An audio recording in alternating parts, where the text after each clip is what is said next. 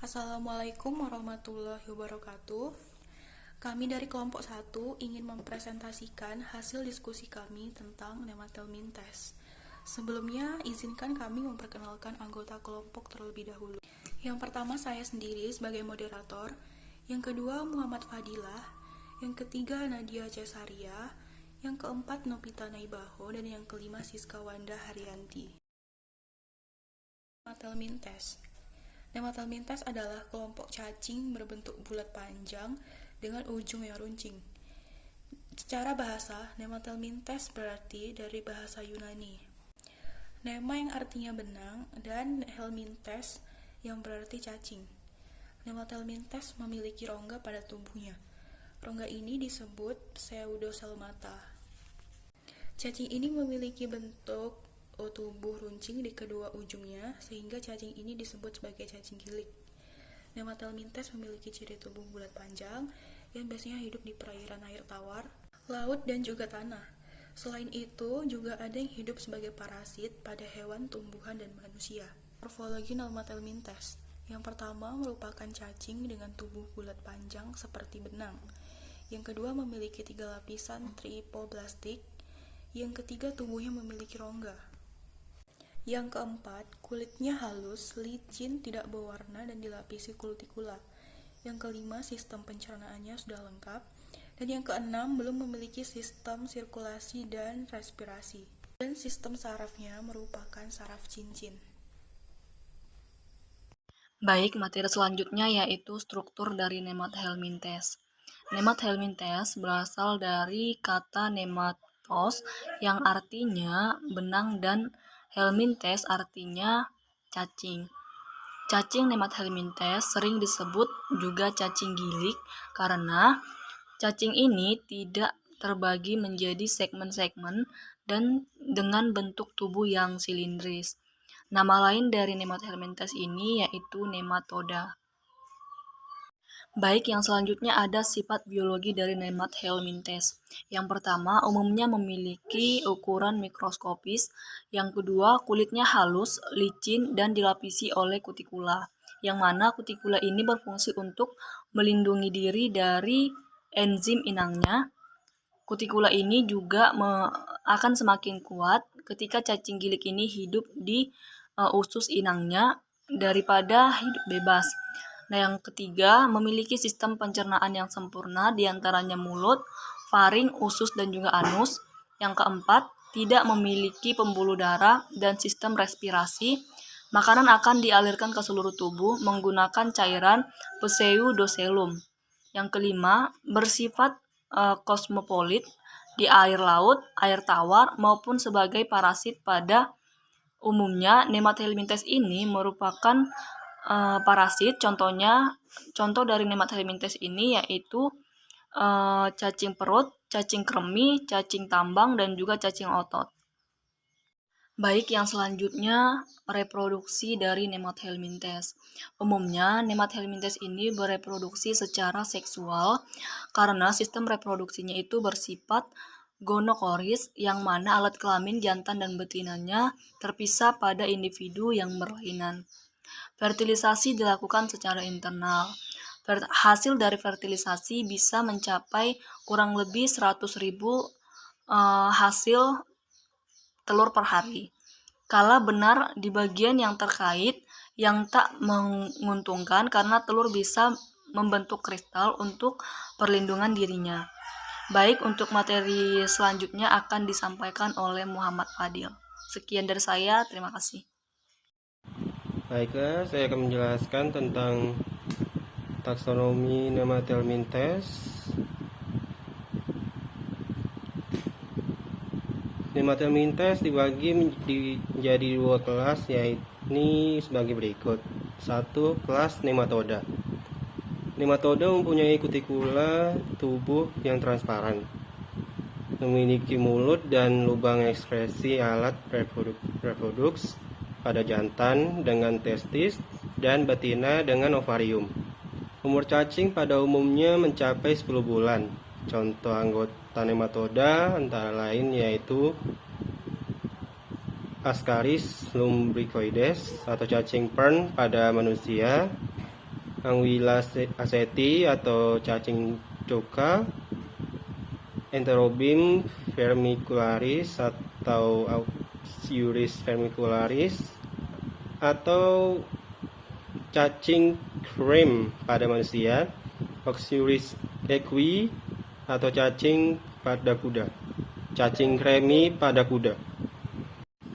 Gambar yang pertama tentang taksonomi Nematelmintes adalah Ascaris lumbricoides atau cacing perut pada manusia. Kingdomnya Animalia, phylum Nematoda, kelas Caesernetia, ordo Ascaridida, famili Ascarididae, genus Ascaris, spesies Ascaris lumbricoides. Biasanya cacing dewasa hidup pada usus halus manusia dengan panjang 20 sampai 40 cm dan diameter 0,5 cm. Telur cacing yang keluar pada feses akan masuk ke saluran pencernaan manusia melalui makanan yang tidak higienis. Gambar yang kedua tentang taksonomi Nematelmintes adalah Necator americanus atau Ancylostoma duodenale atau cacing tambang pada manusia. Phylum Nematelmintes, kelas Nematoda, subkelas Phasmidia, ordo Reptilia, superfamili Strongyloideae, famili Strongylidae, genus Ancylostoma necator, spesies Ancylostoma duodenale. Biasanya cacing tambang parasit dalam usus manusia. Panjang tubuhnya sekitar 1 sampai 1,5 cm. Mulut di bagian anterior dengan gigi kait dari kitin. Saat menggigit dinding usus penderita, cacing ini mengeluarkan zat anti pembekuan darah atau zat antikoagulasis atau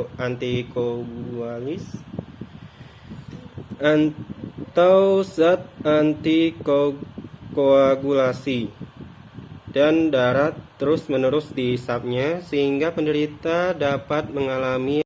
Ada Enterobius vermicularis, kingdomnya Animalia, phylum Nematoda, kelas Caesernetea, ordo Ocyurida, famili Ocyuridae, genus Enterobius, spesies Enterobius vermicularis.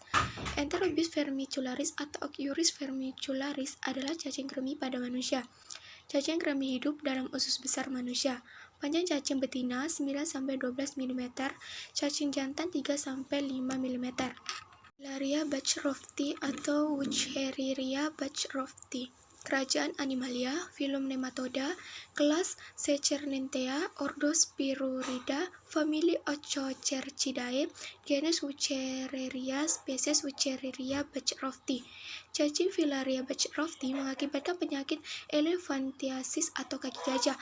Larva cacing pada siang hari akan berada di pembuluh darah besar atau aorta, dan pada malam hari akan keluar menuju pembuluh darah, tapi di bawah kulit.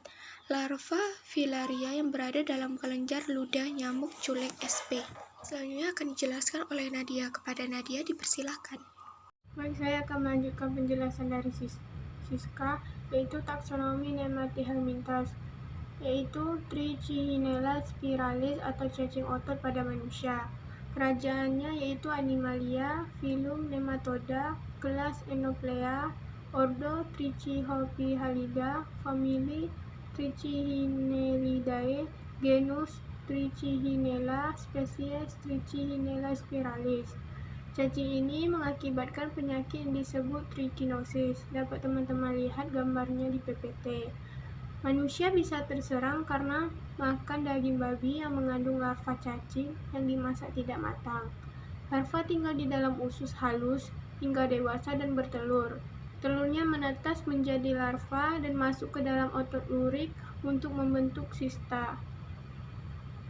Selanjutnya kita masuk yaitu kedua kelas Nematomorpha. Nematomorpha adalah cacing yang mempunyai daun di kepala, hidup di dalam usus vertebrata dan biasanya melekat pada dinding usus dengan belalai bengkok dan berduri. Cacing ini memiliki sebuah alat pencernaan makanan yang sempurna dan alat reproduksinya terpisah. Nematomorpha memiliki hospos intermedier, yakni bangsa krustacea, udang, dan insekta serangga. Misalnya Neosinotrihinus emidis yang menyerang penyakit kura-kura dan bulus. Selanjutnya, manfaat dan kerugian dari Nema helminthes. Manfaat yang dapat diberikan pada cacing giling ini ialah sebagai pengurai untuk sampah organik dan sebagai penyubur tanah. Tapi kebanyakan dari cacing ini hanya dapat memberikan dampak negatif yang merugikan manusia, tumbuhan, dan hewan. Kerugiannya yaitu yang pertama, bersifat parasit untuk tubuh manusia dan dapat menyebabkan anemia, menyerap darah dari dinding usus. Yang kedua, bersifat parasit untuk akar tumbuh-tumbuhan, dan yang terakhir yaitu bersifat pada jaringan di bawah kulit manusia. Sekian penjelasan yang dapat saya sampaikan. Saya kembalikan ke moderator. Baiklah, sekian presentasi dari kelompok kami. Jika ada kekurangan, kami mohon maaf. Wassalamualaikum warahmatullahi wabarakatuh.